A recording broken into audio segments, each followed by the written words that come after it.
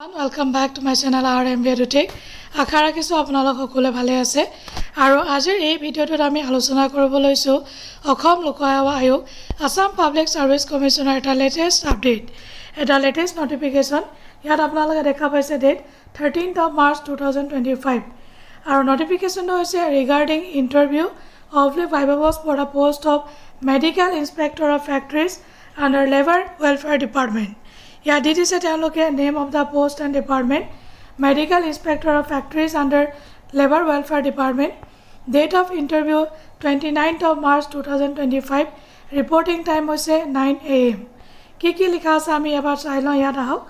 Kindly note that the candidates appearing the interview of the viva post must bring the following testimonials in original along with self-attested photocopies in chronological order thereof for verification of the scrutiny on the day of the interview.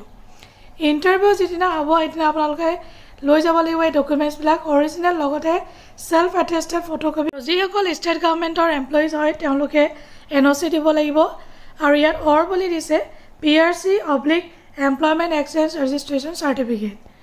Caste, PWD, BPL as per applicable hobo.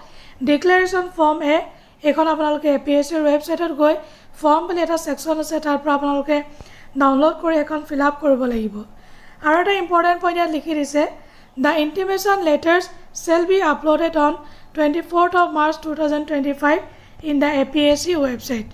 The candidates shall have to download their own intimation letter from the aforementioned by aforesaid website.